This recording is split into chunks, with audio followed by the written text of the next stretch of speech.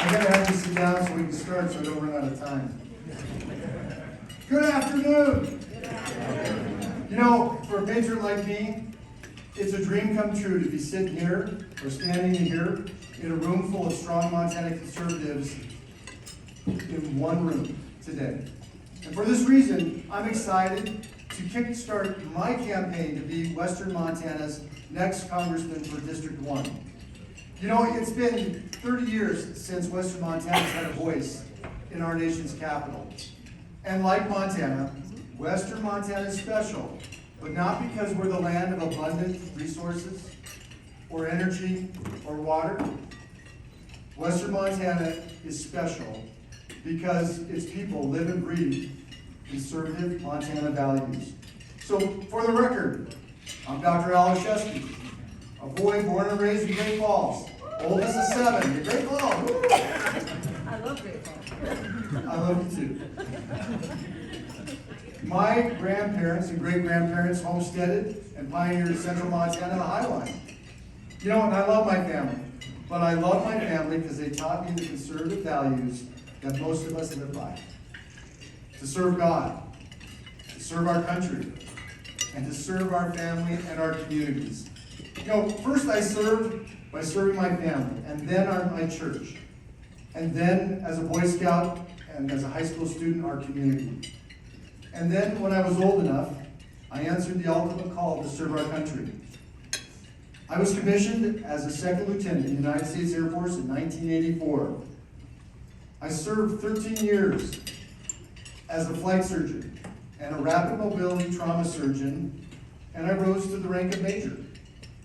You know, in the Air Force, I fixed broken and wounded warriors, those that had been broken and injured in the Panama conflict, Operation Desert Shield, and Operation Desert Storm. And I also learned firsthand what domestic terrorism looks like, because I was one of the first military surgeons to respond to the Oklahoma City bombing in 1995.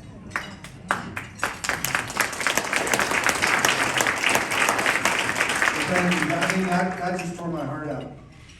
But what was even more important is that after serving for 13 years, I came home because I wanted my family, my children, to be born or to be raised here in Montana and to learn those Montana values. So I brought them home to Kalispell. And for the past 24 years, I've served Western Montana as your orthopedic surgeon, as a Boy Scout leader, as a 4-H parent, and I'm doing it again for a second time. And I've also served you as a proven conservative state House representative and state senator. And as you know, I am not a Washington insider. I'm not a Chamber of Commerce Republican. And I am not bought and paid for by the establishment. And why? Because I share the conservative Montana values that Matt Rosendale and the House Freedom Caucus shares. And I will always put Montana first.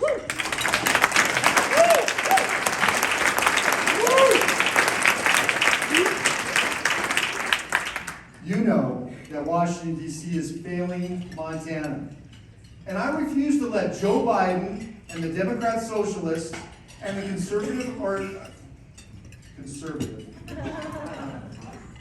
the congressional rhinos tell me how to live. Tell me how to run my business. Tell me how to educate my children. And on Sunday, whether or not I get to go to church.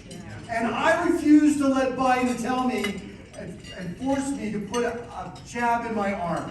No way.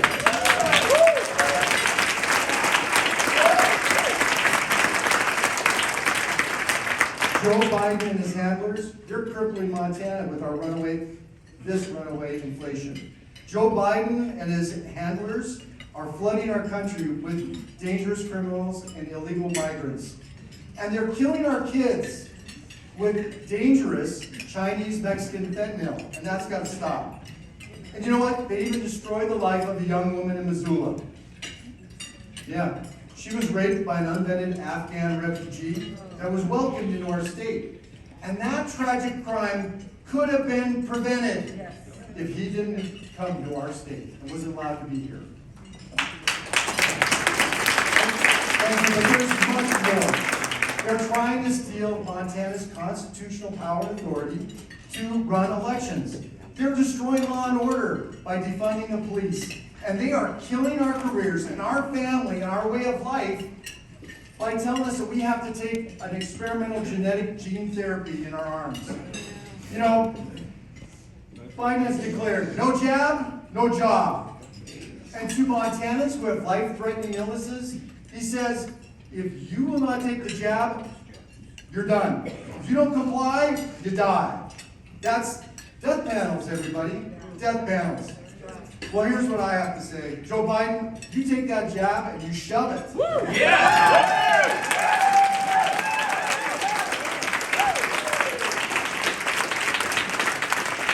Let me be clear. It's time to stand up.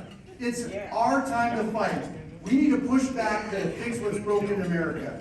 First, we need to finish building Trump's wall. We need to take control of our southern border, and we need to reauthorize ICE to capture and deport gang members from MS-13 and dangerous criminals that should not be here. We need to make it very clear. There is no amnesty. There is no pathway to citizenship. And if you're a non-citizen who votes in our elections, you're deported immediately. Yeah, come on.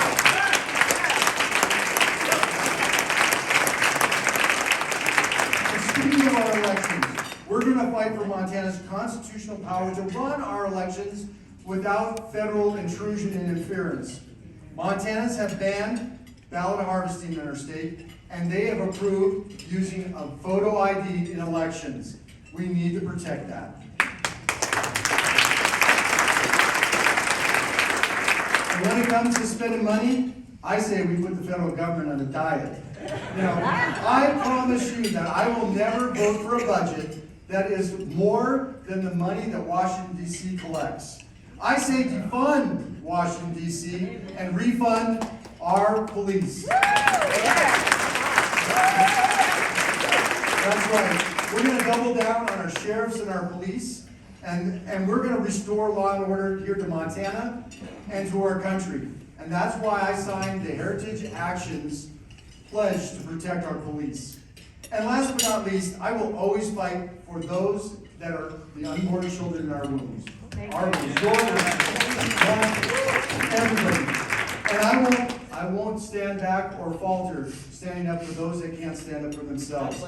And as your next congressman, I promise that I'm going to stand and champion 3 constitutional amendments that the Democrats fear most. Number 1, term limits for Congress. Number 2, a balanced budget amendment. And number 3, a sanctity of life amendment that acknowledges personhood as the primary protection.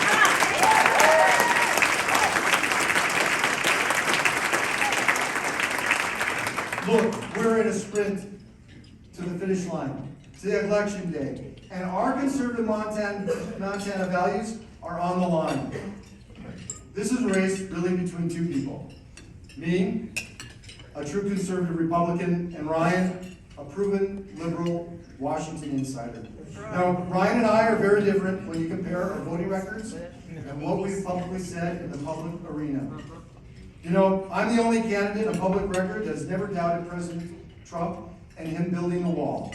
I have always opposed amnesty. I have always opposed a pathway to citizenship for people who are in our country illegally. You know, my opponent says Trump's wall was too difficult to build. He has supported rewarding illegal migrants who cross the border with amnesty.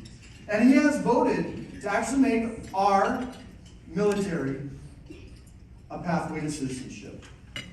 So when AOC and the squad pushed a vote to make 31 million illegals citizens so they can vote in the next election, whose voting record are you going to trust to put Montana first and to protect our elections? You know,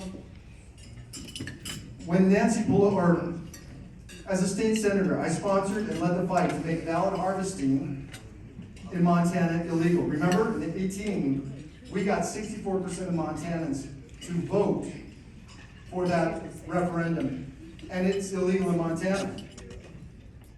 But Ryan, as a state senator, voted twice against requiring Montana voters to present a photo ID in elections and opposed efforts to verify signatures on mail-in ballots. So when Nancy Pelosi and the squad push to ban voter ID and make ballot harvesting legal throughout America, whose voting record are you going to trust to put Montana first and stop them from stealing our elections?